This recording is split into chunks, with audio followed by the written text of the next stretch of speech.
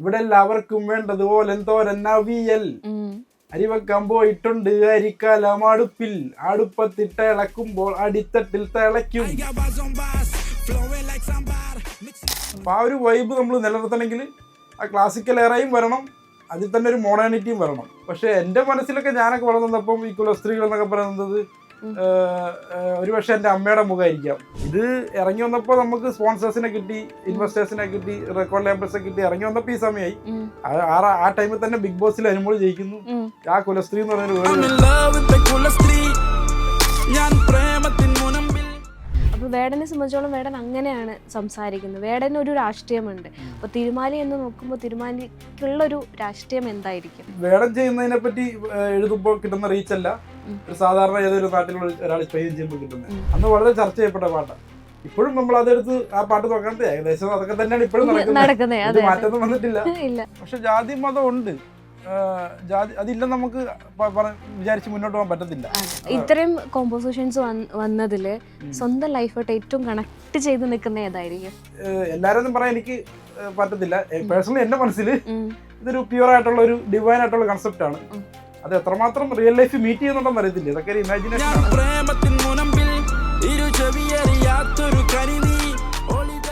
Home appliance വാങ്ങാൻ ഒരിടത്ത്, crockery വാങ്ങാൻ വേറൊരിടത്ത്, ഗാഡ്ജറ്റ്സ് വാങ്ങാൻ വേറെ എവിടെയോ ഒരിടത്ത്. അതെ, എന്തിനിങ്ങനെ പലയിടത്ത് ഓടണം? മൈജി ഫ്യൂച്ചർ ഉണ്ടല്ലോ. മൊബൈൽ ഫോൺ മുതൽ ഹോം അപ്ലയൻസസ് വരെ എല്ലാം ഒരിടത്ത്, ഏറ്റവും കുറഞ്ഞ EMI. അങ്ങനെയാണെങ്കിൽ ഏറ്റവും കുറഞ്ഞ വില. ആഹാ, എന്നാ ഏറ്റവും കൂടുതൽ ഓഫറുകൾ. MyG future, experience the next. MyG ആണ് ഫ്യൂച്ചർ. കുലസ്ത്രീയെ പറ്റി സംസാരിക്കുന്ന കാലഘട്ടത്തിലാണ് നമ്മളുള്ളത്. അപ്പോൾ ഒരാൾ ഐ എം ലവ് വിത്ത് കുലസ്ത്രീ എന്ന് പറഞ്ഞിട്ട് ഒരു പാട്ടുമായിട്ട് വന്നു കഴിഞ്ഞാൽ നമുക്ക് അതിൻ്റെ വിശേഷം ഒന്ന് അറിയണമല്ലോ. എൻ്റെ കൂടെ ഉള്ളത് തിരുമാലിയാണ്. നമസ്കാരം ചേട്ടാ. നമസ്കാരം. എന്തുണ്ട് വിശേഷം? സുഖം, അടിപൊളി. അടിപൊളി. കുലസ്ത്രീയാണ് ഇപ്പോൾ വൈറൽ. എന്താണ് ഐ എം ലവ് വിത്ത് കുലസ്ത്രീ എന്ന് പറഞ്ഞിട്ട് വരാൻ കാരണം? അത് ജസ്റ്റ് ഒരു റാൻഡം ഫ്രീ സ്റ്റൈലാണ്. അതിന് മാത്രം ഒത്തിരി തോട്ട് പ്രോസസ് ഒന്നും ഇട്ടിട്ടില്ല ഞാൻ. ഈ സമകാലിക കാലഘട്ടത്തെ പറ്റി ഒന്നും ചിന്തിച്ചെഴുതിയല്ല.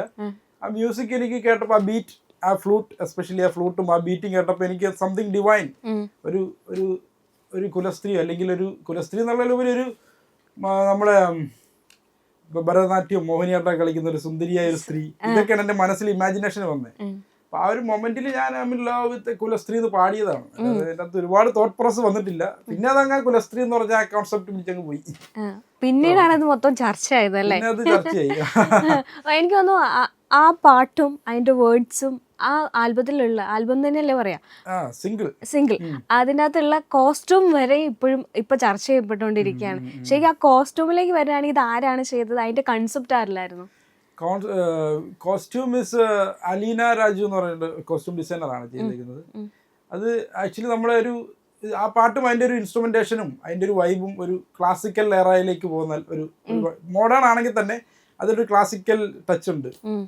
അപ്പോൾ ഇതൊരു ഒരു ക്ലാസിക്കൽ മ്യൂസിക്കിൻ്റെയും ഒരു ഹിപ്പ് ഹോപ്പിൻ്റെയും R&Bയുടെ ഒരു ഫ്യൂഷൻ ഓഫ് ഒരു മ്യൂസിക്കാണത്. അപ്പോൾ ആ ഒരു വൈബ് നമ്മൾ നിലനിർത്തണമെങ്കിൽ ആ ക്ലാസിക്കൽ എറയും വരണം, അതിൽ തന്നെ ഒരു മോഡേണിറ്റിയും വരണം.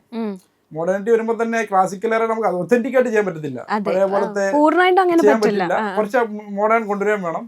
ആ പാട്ടും അങ്ങനെയാണ്. സോ ഇപ്പോൾ വീഡിയോയിൽ കോൺസെപ്റ്റും അങ്ങനെ തന്നെയാണ്. സോ അത് കോസ്റ്റ്യൂം അതിന് ഫേവർ ചെയ്യണം. അപ്പം ഈ ഫ്യൂഷനാണ് പിടിച്ചേക്കുന്നത്. എല്ലാവരും ആ ഫ്യൂഷനാണ് പിടിച്ചേക്കുന്നത്. അതിപ്പോ സാധാരണ ഇപ്പം ഒരു പുരുഷൻ സാരി ഉടുക്കുക എന്നുള്ളത് അക്സെപ്റ്റ് ചെയ്യുന്നുണ്ടോ എന്ന് ചോദിച്ചാൽ ഇല്ല.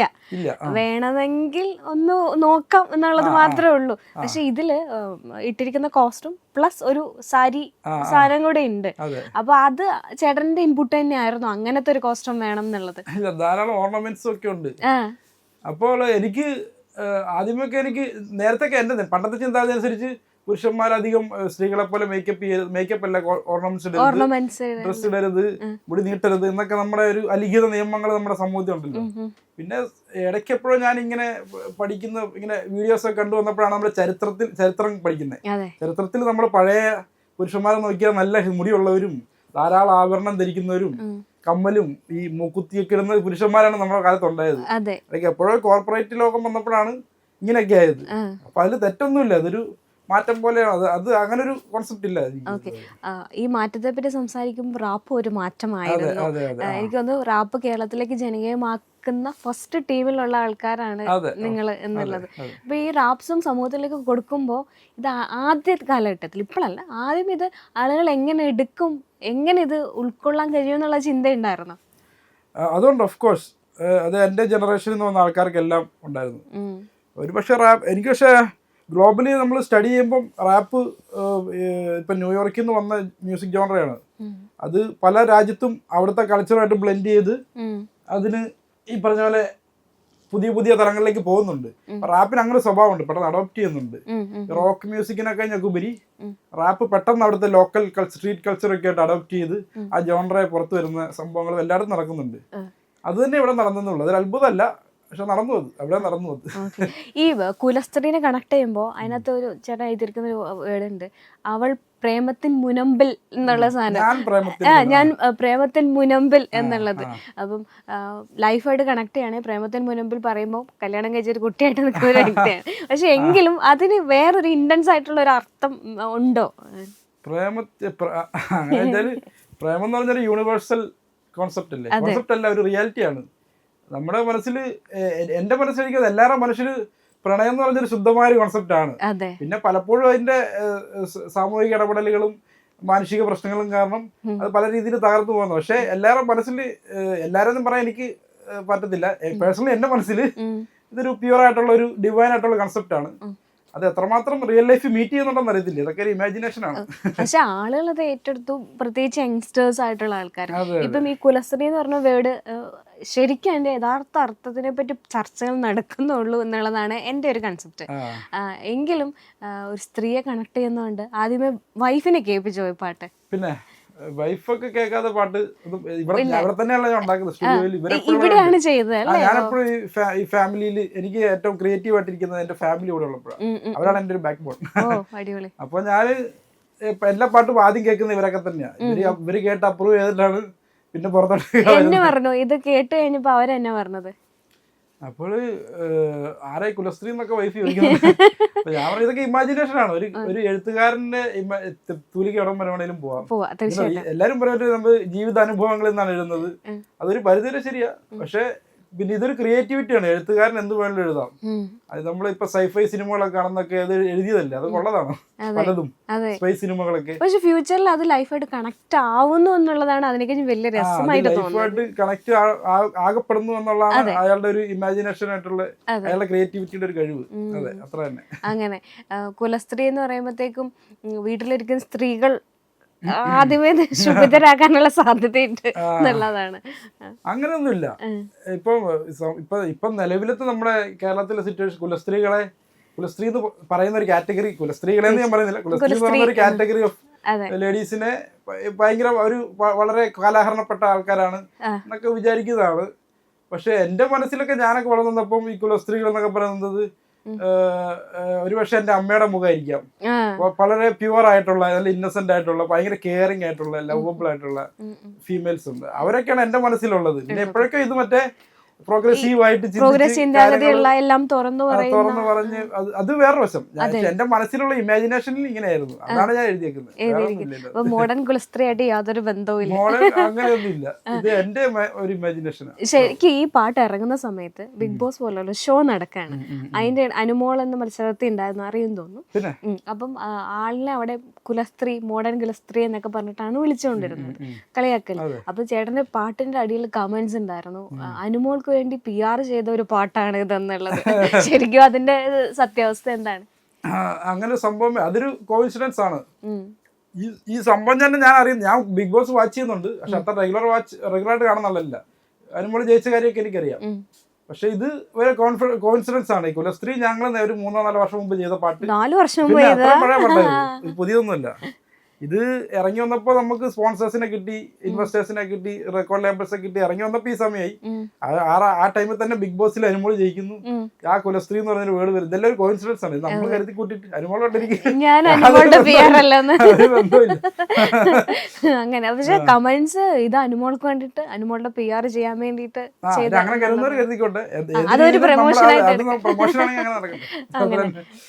അത് കഴിഞ്ഞിട്ട് എനിക്ക് ഏറ്റവും ഇഷ്ടമുള്ളത് സാമ്പാറാണ്. സാമ്പാർ ഒരു കിടില സംഭവമാണ്. സാമ്പാർ എന്ന് പറയുമ്പോഴത്തേക്കും നമുക്ക് ലൈഫിൽ ഭക്ഷണത്തിൽ ഒഴിച്ചു കൂട്ടാൻ പറ്റാത്തൊരു സാധനം. ആ പാട്ടും അതുപോലെ എവിടെ തൊട്ടാലും നമുക്ക് കണക്ട് ചെയ്യുന്ന സാധനമാണ്. അതെ, അതെങ്ങനെയായിരുന്നു ഈ സാമ്പാർ? എനിക്ക് ആ പേരിനോടാണ്, പേരിന്റെ ഒരു ഇതാണ് അറിയേണ്ടത്. എങ്ങനെയാണ് ആ പേര് ആ പാട്ടിനിട്ടത് എന്നുള്ളത്. അത് എൻ്റെ ഒരു ഓൾമോസ്റ്റ് എല്ലാ വർക്ക് സ്റ്റഡി എടുത്ത് ഒന്ന് സ്റ്റഡി ചെയ്ത മനസ്സിലാവും. അത് ഈ കേരളത്തിലെ കൾച്ചറുമായിട്ട് സംസ്കാരമായിട്ട് ബന്ധപ്പെട്ടുകൊണ്ടാണെങ്കിൽ, നാടൻ വൈബ് ആണെങ്കിലും അവസ്ഥയാണെങ്കിലും സാമ്പാർ, ഇപ്പൊ ഈ ഇറങ്ങിയ കുലസ്ത്രീ ആണെങ്കിൽ പോലും അതിൽ കിട്ടുന്ന സാധനമാണ് അവസ്ഥ. അതെ അതെ, ഇതെല്ലാം നമ്മുടെ കേരളത്തിന്റെ ഒരു സംസ്കാരമായിട്ട് ബന്ധപ്പെട്ട് നിൽക്കുന്നതാണ് എൻ്റെ കൂടുതലും. സാമ്പാർ എന്ന് പറഞ്ഞാൽ എന്താണ്? സാമ്പാർ എന്ന് പറഞ്ഞാൽ ഒരു പലതരം പച്ചക്കറികളുടെ ഒരു ഫ്യൂഷനാണ്. അതിന്റെ ഒരു മസാലയും ഒക്കെ വരുന്നൊരു പ്രത്യേക ഡിഷാണ്. അതുപോലത്തെ ഡിഷുകൾ ലോകത്തുണ്ടോന്ന് എനിക്ക് ഡൗട്ടാ, ഈ അവിയലും സാമ്പാറൊക്കെ പോലത്തെ. അപ്പൊ നമ്മള് ആ സാമ്പാർ എന്നുള്ളത് എന്താന്ന് വെച്ചാല് നമ്മുടെ ഒരു സ്പെഷ്യാലിറ്റിയാണ് ഈ ഇന്ത്യൻസിന്റെ അല്ലെങ്കിൽ സൗത്ത് ഇന്ത്യൻസിന്റെ എസ്പെഷ്യലി സാമ്പാർ എന്ന് പറഞ്ഞ സംഭവമാണ്. അപ്പോൾ ആ ഒരു നമ്മുടെ ഈ ഒരു വലിയൊരു പോപ്പുലർ ആയിട്ടുള്ള ഈ ഒരു വിഭവവും സാമ്പാർ എന്നുള്ള സംബാർസ്, റാപ്പിലെ ബാർസ് എന്നാണ് ലിറിക്സിന്. അപ്പൊ ആ ഒരു വേർഡ് പ്ലേയും കൂടി ഫോട്ടോ ഇണക്കിയിട്ട് നമ്മുടെ കൾച്ചറുമാണ് എന്നാൽ ഹിപ്പ് ഹോപ്പുമായിട്ട് ഒരു വേർഡ് പ്ലേ ബന്ധമുണ്ട്.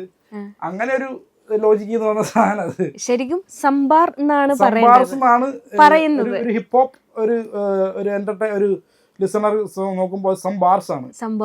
പക്ഷെ നമ്മൾ മലയാളി സാമ്പാർ പോലെ തന്നെയാണ്. പല പല വാക്കുകൾ കൊണ്ടും പല മ്യൂസിക് കൊണ്ടും ഉള്ള ഒരു മിശ്രിതമാണ് ഈ പാട്ടും. സാമ്പാർസിൽ ഏറ്റവും ഇഷ്ടമുള്ള കുറച്ച് പോർഷൻസ് ഒന്ന് പാടാവോ? സാമ്പാറിൽ എനിക്ക് ഏറ്റവും ഇഷ്ടം ഇത് എൻ്റെ സദ്യ ഞാൻ വിളമ്പുന്നത് സാമ്പാർ എന്ന് ഞാൻ പറയുമ്പോൾ ഫെജ പറയുന്നുണ്ട്. ഇവിടെ എല്ലാവർക്കും വേണ്ടതുപോലെ എന്തോരവിയൽ അരിവെക്കാൻ പോയിട്ടുണ്ട് അരിക്കാലം അടുപ്പിൽ, അടുപ്പത്തിട്ട് ഇളക്കുമ്പോൾ അടിത്തട്ടിൽ തിളയ്ക്കും. അതൊരു ഡബിൾ ഓൺട്രാൻഡർ എന്ന് പറയും. അതായത് അടുപ്പത്തിട്ട് ഇളക്കുമ്പോൾ അടുത്തട്ടി തിളയ്ക്കും. അത് സാമ്പാറാണ് നമ്മുടെ ചെമ്പുകലത്തിൽ ഉണ്ടാക്കുന്നത്. അത് നമ്മളത് അതിന് ഡബിൾ മീനിങ് എന്താന്ന് വെച്ചാല് നമ്മള് ഈ സംബാർസിട്ട് ഇളക്കാൻ നേരത്ത് നമ്മൾ അടുത്തട്ടിലുള്ള അണ്ടർഗ്രൗണ്ടിലുള്ള ആർട്ടിസ്റ്റുകൾ തൊട്ട് എല്ലാ ഹിപ്പ് ഹോപ്പ് ഓഡിയൻസിനും അതൊരു അടുത്തട്ടിൽ തിളയ്ക്കുമെന്നാണ് പറയുന്നത്. അവർക്ക് ഒരു ഡബിൾ ഓൺട്രാൻഡറാണ്. സാധാരണ ഒരാൾ നോക്കുമ്പോ സാമ്പാർ ഇളക്കുന്ന കഥയാണ്. ഒരു റാപ്പ് ലിസണർ നോക്കുമ്പോ അത് ഒരു രണ്ട് തരത്തിലാണ് മനസ്സിലാക്കുക. അതാണ് അതിന്റെ അറിയട്ടെ. പിന്നീടുള്ളത് അവസ്ഥയാണ്. അവസ്ഥയിലെ എല്ലാ വേർഡ്സും നമ്മുടെ ലൈഫായിട്ട് കണക്ട് ചെയ്തിരിക്കുന്നതാണ്. ഇത് അതിനകത്ത് ഏറ്റവും സിമ്പിളായിട്ട് ഇതാണ് അവസ്ഥ എന്ന് പറയുമ്പോ ശരിയാണ്, ഇതാണ് അവസ്ഥ അല്ലേ? അതും ശരിക്കും ന്യൂജൻ പിള്ളേരെ കുറച്ച് കണക്ട് ചെയ്യുന്നുണ്ട് എന്ന് തോന്നുന്നു. അതായത് ഈ ജെൻസി കിഡ്സിനെ ഒക്കെ കുറച്ചുകൂടെ കണക്ട് ചെയ്യുന്നുണ്ട്. ഇറങ്ങിയിട്ട് ഒരിക്കലും 5 വർഷമായിട്ടുണ്ട്. അന്ന് അത് ഒത്തിരി ചർച്ചാ വിഷയമായിട്ടുണ്ട്. ഞാനിങ്ങനെ കേരളത്തിൽ നടക്കുന്ന കാര്യങ്ങൾ പറയുന്നു, ഇതാണ് ഇവിടെ അവസ്ഥ എന്ന് പറയുന്നു. അന്ന് വളരെ ചർച്ച ചെയ്യപ്പെട്ട പാട്ടാണ്. ഇപ്പോഴും നമ്മൾ അതെടുത്ത് ആ പാട്ട് നോക്കാനത് ഏകദേശം അതൊക്കെ തന്നെയാണ് ഇപ്പോഴും നടക്കുന്നത്. മാറ്റൊന്നും വന്നിട്ടില്ല. അപ്പൊ ഒരു എവർഗ്രീൻ ഹിറ്റ് പോലെയാണ് ആ പാട്ട്. ഈ റാപ്പ് സിംഗേഴ്സിനെല്ലാം ന്യൂജൻ ആളുകളുമായിട്ടാണ് കണക്ട് ചെയ്യപ്പെടുന്നത്. ശരിക്കും ന്യൂജൻ പിള്ളേരുമായിട്ട് എത്രത്തോളം കണക്റ്റഡ് ആണ്? ന്യൂജൻ പിള്ളേരുമായിട്ട് അങ്ങനെ ഇല്ല. റാപ്പ് സിംഗേഴ്സ് എനിക്കിത് ഒരു പോയട്രി തന്നെയാണ്. ബേസിക്കലി റിതം ആൻഡ് പോയട്രി ആണ് റാപ്പ്. ഇത് കുറച്ചും കൂടി റിതമിക് ആയിട്ടുള്ള പോയട്രിയാണ്. നമ്മുടെ ഇപ്പം കവിത എഴുതുമ്പോൾ മെറ്റഫോറിക് ആയിട്ട് എഴുതുമ്പോൾ, കവിത എന്ന് പറഞ്ഞാൽ എന്താണ്, നമ്മളൊരു സാഹിത്യപരമായിട്ടും ഭാവനാപരമായിട്ടും താരതമ്യപ്പെടുത്തിയാണ് എഴുതുന്നത്. അതിൽ തന്നെ ഒരു താളം, ഒരു റൈം സ്കീം ഒക്കെ ഉണ്ട്. റാപ്പിലേക്ക് വരുമ്പോൾ അത് കുറച്ചും കൂടി മ്യൂസിക്കലാണ്, റിതമിക് ആണ്, കുറച്ചും കൂടി അധികം എലമെന്റ്സ് ഉണ്ട്, കുറച്ചും കൂടി കവിതയ്ക്കായി കോംപ്ലിക്കേറ്റഡ് ആണ് റാപ്പ്, ബന്ധമുള്ളതാണ്. കവിത കുറച്ചുകൂടി ഇമാജിനറി ആണ്. ബേസിക്കലി ഇത് ഒരു കവിതയുടെ ഒരു മോഡേൺ ഒരു ഷേപ്പ് ഓഫ് ആർട്ടാണ് ഇത് റാപ്പ്. ഇത്രയും കോമ്പോസിഷൻസ് വന്നതില് സ്വന്തം ലൈഫായിട്ട് ഏറ്റവും കണക്ട് ചെയ്ത് നിൽക്കുന്ന ഏതായിരിക്കും? ഏറ്റവും കണക്ട് ചെയ്ത് നിൽക്കുന്നത് ഏറ്റവും കണക്ട് ചെയ്ത് നിൽക്കുന്ന എല്ലാ പാട്ടിലും എന്തെങ്കിലുമൊക്കെ എൻ്റെ ജീവിതത്തിന്റെ അംശങ്ങൾ എവിടെയെങ്കിലുമൊക്കെ കാണും. പൂർണ്ണമായിട്ടില്ലെങ്കിലും ഈവൻ കുലശ്രീയിലാണെങ്കിൽ തന്നെ എന്തെങ്കിലുമൊക്കെ എൻ്റെ ജീവിതത്തിന്റെ ഒരു അംശം എവിടെയെങ്കിലുമൊക്കെ കാണും. ഏറ്റവും ജീവിതമായിട്ട് കണക്ട് ചെയ്യുന്ന പാട്ട് ഒരു പക്ഷേ ഞാൻ വയ്യാവേലി എന്ന് പറഞ്ഞൊരു പാട്ട് എഴുതിയായിരുന്നു. അത് എന്റെ പേഴ്സണൽ എക്സ്പീരിയൻസ് ആയിരുന്നു. അത് നാട്ടിലെ തൊഴിലില്ലായ്മയുടെയും എന്റെ തൊഴിലില്ലായ്മയുടെയും ഇപ്പോഴും അതൊക്കെയാണ് തന്നെ നടക്കുന്നത്. അതൊക്കെയാണ് അതിന്റെ ഒരു ചർച്ചാ വിഷയം. ഉഴപ്പനാനന്ദം എന്ന് പറഞ്ഞൊരു പാട്ട് എഴുതിയായിരുന്നു. അത് ഞാൻ പഠിക്കുന്ന സമയത്ത് നേരിട്ട പ്രശ്നങ്ങളും പഠിക്കാനുള്ള എന്റെ ഈ എഡ്യൂക്കേഷൻ സിസ്റ്റത്തിനോടുള്ള എതിർപ്പും പഠിക്കാനുള്ള മടിയും എല്ലാം ഉള്ള ഒരു പാട്ടത്. അപ്പൊ ഇതൊക്കെയാണ് എന്റെ കൂടുതൽ അടുത്ത് നിൽക്കുന്നത്. പക്ഷെ എല്ലാ പാട്ടിലും കുറെ ലൈഫ് ഔട്ട്. ഇപ്പൊ ഈ തൊഴിലില്ലായ്മ എന്ന് പറയുന്നു, സ്വന്തം അനുഭവം എന്ന് പറയുന്നു. അപ്പം ഞങ്ങളൊക്കെ നിങ്ങളെ സക്സസ്ഫുള്ളി റൺ ചെയ്തുകൊണ്ടിരിക്കുന്ന ആൾക്കാരായിട്ടാണ് കാണുന്നത്. അങ്ങനെ ഒരു തൊഴിലില്ലായ്മ ഫീൽ ചെയ്യുന്നുണ്ടോ? ഇത് ആ പാട്ട് ഇറങ്ങിയിട്ട് ഒരു 4-5 വർഷമായി. അപ്പൊ ആ സമയത്ത് തൊഴിലില്ലായ്മ അനുഭവിച്ചിരുന്നു ഞാൻ. ആ ഒരു സംഭവമാണ് ആ പാട്ടിലും പറഞ്ഞിരിക്കുന്നത്. ഇപ്പൊ അതിനുശേഷം ഈ പാട്ടിന് തൊഴിലായി വന്നു. പിന്നെ ഇപ്പൊ ജനറലി സ്പീക്കിംഗ് ഇപ്പോഴും നമ്മുടെ നാട്ടിൽ തൊഴിലില്ലായ്മ രൂക്ഷമായ പ്രശ്നം തന്നെയാണ്. നമ്മളെപ്പോലെ എന്തെങ്കിലും ജോലി കിട്ടുന്ന ഒരു പ്രിവിലേജ് ആണ് നമ്മുടെ നാട്ടിൽ. അല്ലെ, നല്ലൊരു ജോലി കിട്ടാന്നുള്ള അതിനൊക്കെ വലിയ പ്രിവിലേജ് ആണ്. പിന്നെ അതിൽ സർവൈവ് ചെയ്യാന്നുള്ളത് വലിയ കാര്യമാണ് എന്നുള്ളതാണ്. അതൊക്കെയാണ് അതിന്റെ ഒരു ചർച്ചാ വിഷയം. അതേപോലെ തന്നെ ഇപ്പം എനിക്ക് തോന്നുന്നു റാപ്പ് സിംഗേഴ്സിനൊക്കെ ഒരു കഷ്ടകാലം പിടിച്ച സമയമാണെന്ന് തോന്നുന്നു. ഇപ്പം അനാവശ്യ വിവാദങ്ങൾ, ഇപ്പം ഏറ്റവും ലേറ്റസ്റ്റ് ഹനാൻ ഷായുടെ വിഷയമാണ്. ശരിക്കും ഭയങ്കര സിമ്പിൾ ആയിട്ട് ഡൗൺ ടു എർത്ത് ആയിട്ടുള്ള ഒരു വ്യക്തിയാണ് ഹനാൻ ഷാ, നമ്മൾ കാണുന്നിടത്തോളം. ഓക്കെ, അപ്പം ശരിക്കും എന്താണ് ഈ റാപ്പ് സിംഗേഴ്സ് അല്ലെങ്കിൽ സിംഗേഴ്സിന് സംഭവിച്ചുകൊണ്ടിരിക്കുന്ന ഇപ്പോഴത്തെ പ്രശ്നങ്ങൾ എന്തൊക്കെയാണ്? സിംഗേഴ്സിനെ സംബന്ധിച്ച് ഇത് ഇപ്പോഴത്തെ പ്രശ്നമായിട്ട് എനിക്ക് തോന്നുന്നില്ല. പണ്ട് ഞാൻ കേട്ടിട്ടുണ്ട് എം ജി ശ്രീകുമാർ പരിപാടിക്ക് പോയിട്ട് എം ജി ശ്രീകുമാറിനെ ഓടിച്ചിട്ട് തല്ലിയ കേസുകളുണ്ടായിട്ടുണ്ട്. ഓടിച്ചിട്ട് തല്ലുന്നതാണോ പുള്ളി ഇറങ്ങി ഓടിയെന്നാണോ?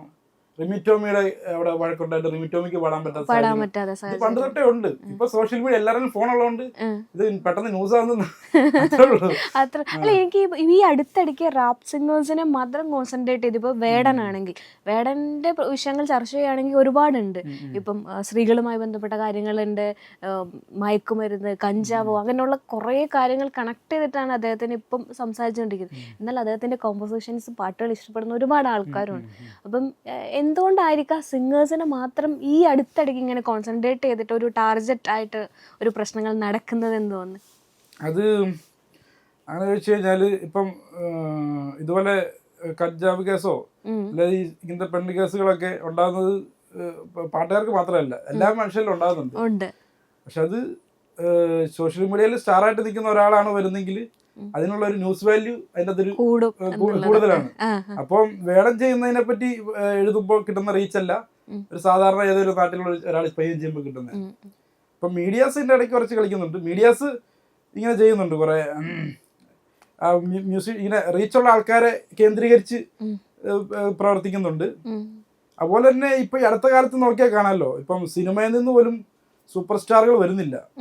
അപ്പോഴാണ് നമ്മുടെ റാപ്പ് സീനിൽ നിന്നൊരു സൂപ്പർ സ്റ്റാർ വരുന്നത്. അപ്പൊ ആളുടെ സ്റ്റാർഡം എന്ന് പറഞ്ഞാൽ വലിയ സ്റ്റാർഡമായി മാറി. തീർച്ചയായിട്ടും. അപ്പോൾ ഈ സ്റ്റാർഡത്തിന്റെ എല്ലാരും ഉപയോഗിക്കാൻ ശ്രമിക്കുകയാണ്. അത്ര തന്നെ മീഡിയാസ് ആണെങ്കിൽ അവർ ന്യൂസ് ആക്കാൻ നിൽക്കുന്നു, അല്ലാത്തവര് എല്ലാം ചെയ്യുന്നുണ്ട്. അതൊക്കെ ഒരു ഭാഗമാണെന്ന് ഞാൻ കരുതുന്നു. ശരിക്കും ഈ സ്റ്റേജ് പെർഫോം ചെയ്യുമ്പോൾ നമുക്ക് അത്ര എനർജി വേണം, അത്രയും ഓഡിയൻസിനെ ഹാൻഡിൽ ചെയ്യാനുള്ള ഒരു കപ്പാസിറ്റി ഒക്കെ വേണം. ശരിക്കും സ്റ്റേജ് പെർഫോം ചെയ്യുമ്പോൾ ഉള്ള എനർജി എവിടുന്നാണ്? അത് ഒരു 50% വരുന്നത് ഓഡിയൻസിന്റെ കയ്യിൽ നിന്നാണ്. ഓഡിയൻസ് നല്ല എനർജറ്റിക് ആണെങ്കിൽ നമുക്കത് നമ്മളിലേക്ക് അത് റിഫ്ലക്സ് കിട്ടും. പിന്നെ ഉള്ളത് എന്താ പറയാ, ആ പാട്ട് നമ്മുടെ പാട്ടാണല്ലോ, അത് നമുക്ക് പാടുമ്പോൾ കിട്ടുന്ന ഒരു ഊർജം വേറെ തന്നെയാണ്. പിന്നെ മെയിൻ ആയിട്ടും സ്റ്റേജിൽ നിൽക്കുമ്പോൾ എനിക്ക് ഓഡിയൻസിന്റെ എനർജി ആണ് നമുക്ക് ഒന്നും കൂടി ഹൈപ്പാണ്. അതെ. ഈ ഡാബ്സിയായിട്ട് എപ്പോഴും കോണ്ടാക്ട് ഉണ്ടോ? എല്ലാവരുമായിട്ടും അങ്ങനെ കോണ്ടാക്ട് ഉണ്ട്. സ്ഥിരം കോണ്ടാക്ട് അല്ല, അവർക്ക് അവരുടെ തിരക്കുകൾ. ഡാബ്സിനെ കുറെ ആയിട്ട് മലയാളികൾ മിസ് ചെയ്യുന്നു. എന്താണ് നിങ്ങൾ സംസാരിക്കാറില്ലേ പുതിയതായിട്ട്? 2 ആഴ്ച മുമ്പ് ബാംഗ്ലൂർ ഷോയിൽ വെച്ച് കണ്ടായിരുന്നു. ശരി ശരി. ഒരു ബ്രേക്കിൽ ഒരു 1 ഇയർ ബ്രേക്ക് എടുക്കുന്നു ഓൾറെഡി പറഞ്ഞിരുന്നു. പക്ഷെ എങ്കിലും ആളുകൾ കേൾക്കാൻ ആഗ്രഹിക്കുന്നുണ്ട്, ആള് വരുന്നുണ്ട്. അല്ലെ, ഇപ്പൊ കഴിഞ്ഞ ദിവസം ഒരു ഇൻസ്റ്റാഗ്രാമിൽ പുള്ളി എഴുതിയിട്ടായും കംബാക്ക് ആണ്, കൂടുതൽ കൊളാബറേഷൻസും ഇന്റർനാഷണൽ കൊളാബ്സ് ഉണ്ട്, ആൽബംസ് വരുന്നുണ്ട് എന്നൊക്കെ കുറെ അനൗൺസ്മെന്റ് ചെയ്തിട്ട് ഒരു പോസിറ്റീവ് വരുമ്പോ 1.5 വരവായിരിക്കും എന്നുള്ള അങ്ങനെ ഞങ്ങളും പ്രതീക്ഷിക്കുന്നു എന്നുള്ള. അപ്പൊ നമുക്ക് മറ്റേ പച്ചപ്പരിഷ്കാരി എന്ന് കേട്ടാൽ പച്ച പരിഷ്കാരി പച്ച മലയാളി ബുർഷ മുതലാളി മദ്യം മദിരാശി വായെടുത്താൽ വായാടി വാക്കെടുത്താൽ വാക്കത്തി പോരെടുത്താൽ പോരാളി തോക്കെടുത്തിട്ട പാടാൻ പറ്റിയ സാഹചര്യം കുറെ ട്രാവൽ ചെയ്തിട്ട് തൊണ്ടയിലാണ്. ഓക്കെ ഓക്കെ അത് ഓക്കെ. ഇപ്പം ബേസിക്കലി സിംഗർ അല്ലാന്നും പറയുന്നുണ്ട്, എന്നാൽ പാട്ടുകൾ ഓൾമോസ്റ്റ് സ്വന്തമായിട്ടാണ് പാടുന്നതെന്ന് തോന്നുന്നു അല്ലേ? അതെ അതെ അതെ. ഞാൻ നല്ല റെക്കോർഡിംഗ് ആർട്ടിസ്റ്റ് ആയിട്ട് എനിക്ക് തോന്നിയിട്ടുണ്ട്.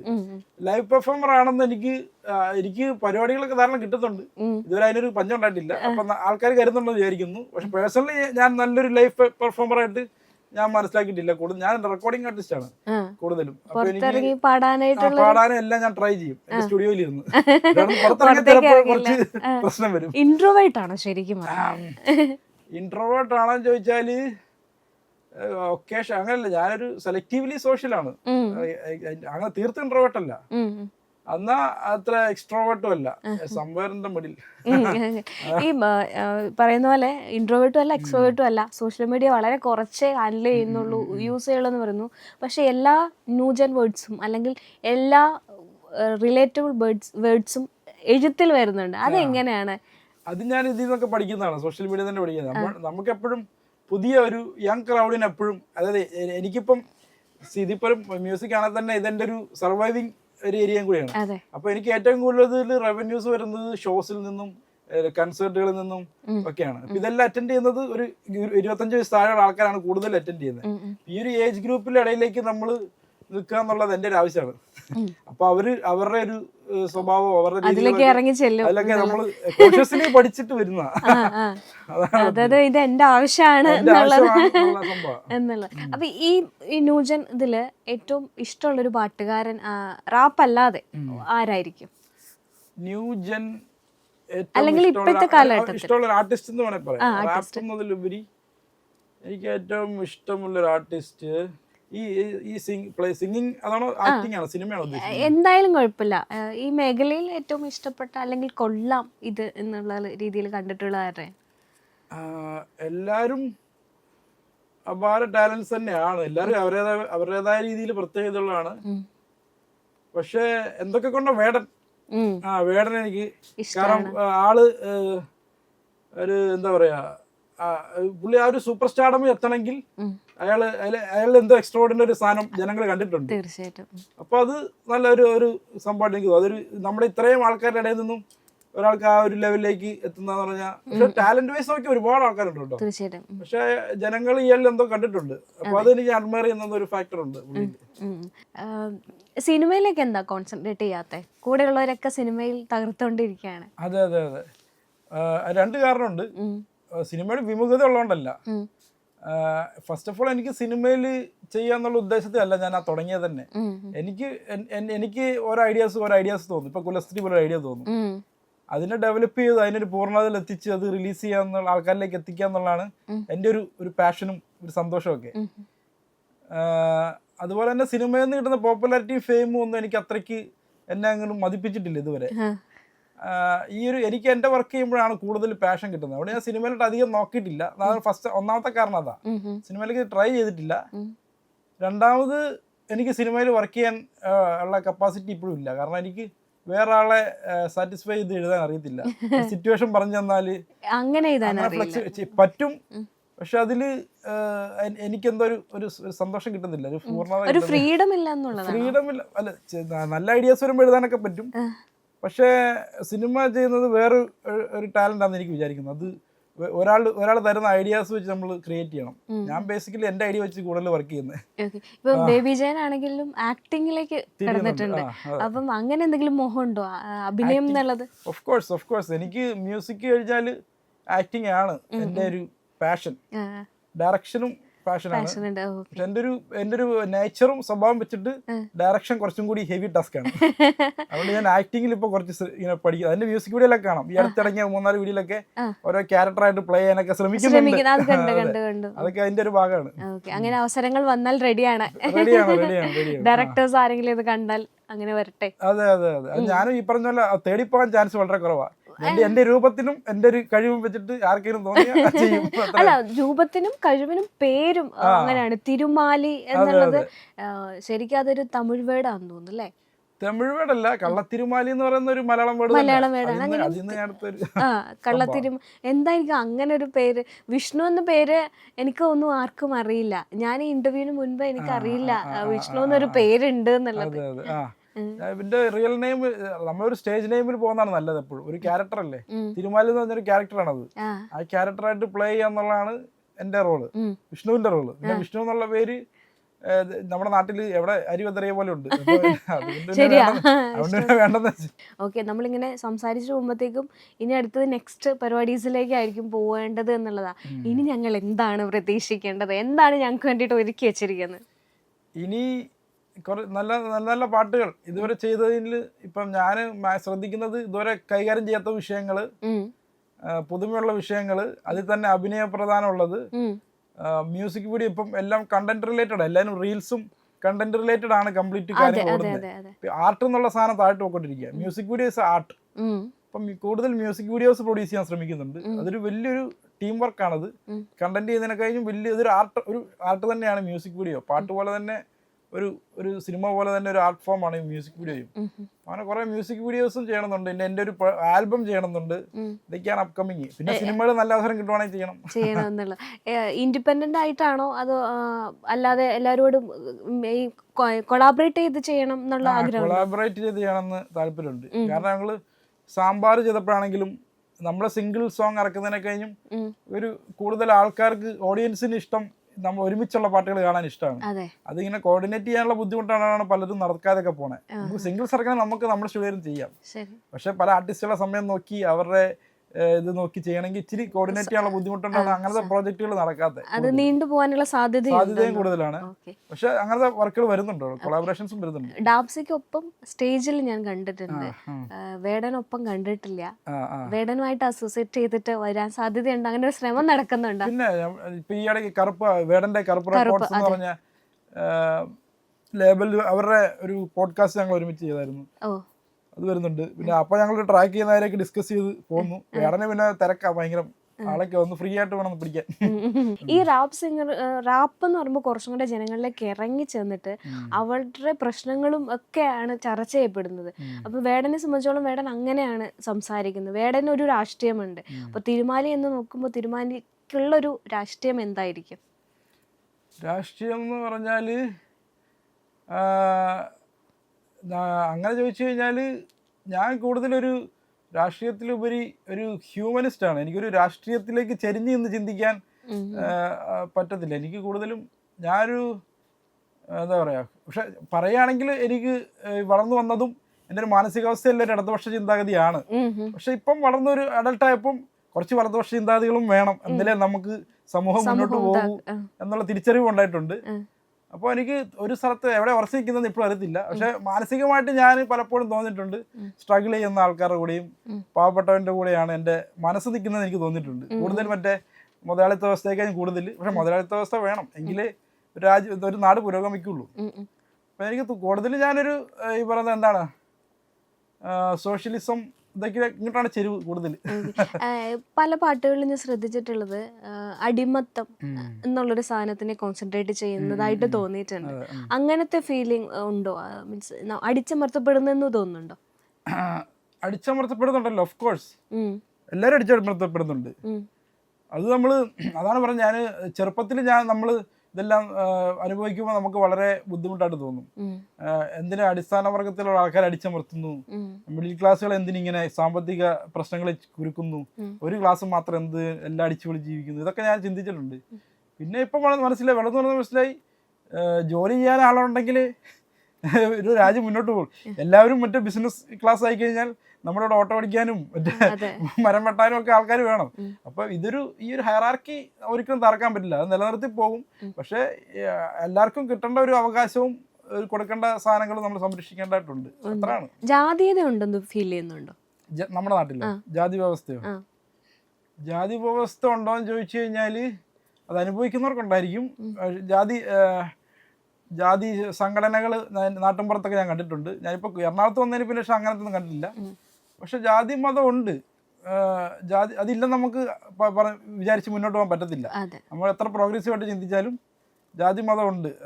മതം ഒരു നമ്മൾ പ്രോഗ്രസീവായിട്ടൊരു ജനം വളരുമ്പോൾ മതം ഇവിടെ ശക്തി പ്രാപിക്കുന്നുണ്ട്. രണ്ടും ഉണ്ട്.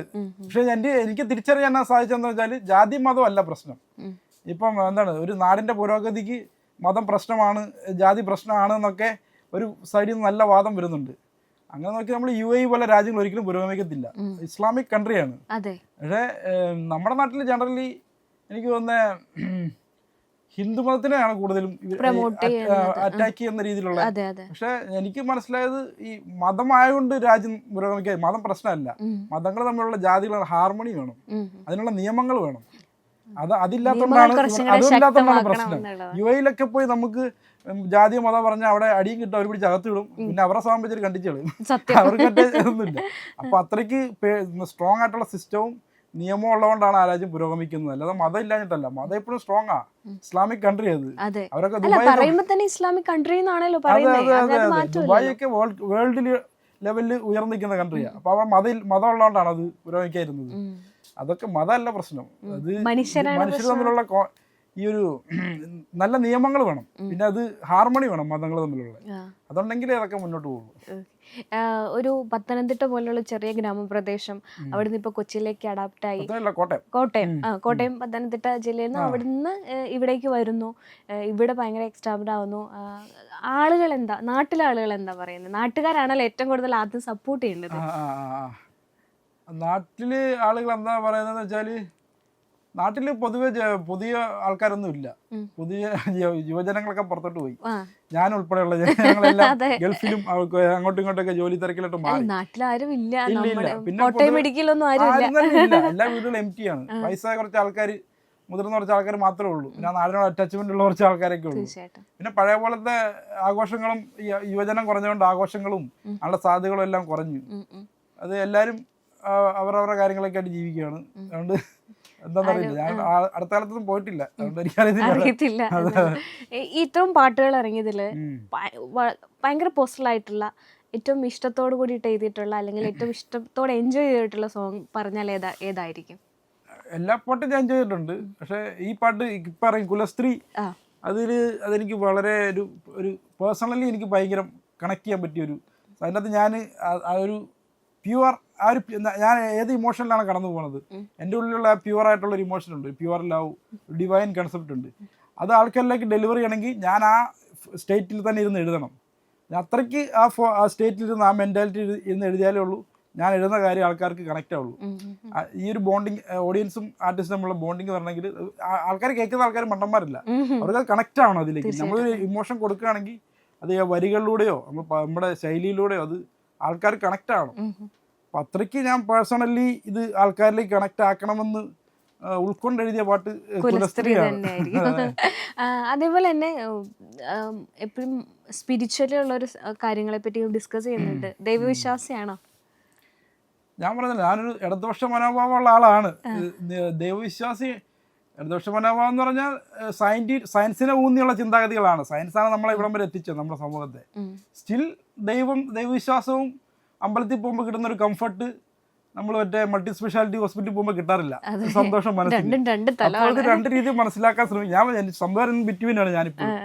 ദൈവവിശ്വാസിയാണെന്ന് ചോദിച്ചാൽ ദൈവം എന്നുള്ള ഒരു വിശ്വാസത്തിന് കിട്ടുന്ന ഒരു കംഫർട്ട് ആസ്വദിക്കുന്നുണ്ട് ഞാൻ. അപ്പോൾ ഞാൻ ദൈവവിശ്വാസിയാണെന്നും വേണേൽ കരുതാം. പക്ഷെ ഞാൻ സയൻസിൽ നല്ലതായിട്ട് വിശ്വസിക്കും. സയൻസുകാരനാണ് നമ്മൾ ജീവിക്കുന്നത്, അതിലും വിശ്വസിക്കുന്നുണ്ട്. അപ്പൊ എനിക്കറിയത്തില്ല എന്തോ ഒരു ശക്തി അങ്ങനെ വിശ്വസിക്കുന്നത്. ഓക്കെ, ഈ തിരുമാരിയിലേക്ക് ന്യൂകമേഴ്സ് എങ്ങനെയാണ് എത്തേണ്ടത്? ന്യൂകമേഴ്സിനെ എത്രത്തോളം സപ്പോർട്ട് ചെയ്യുന്നുണ്ട്?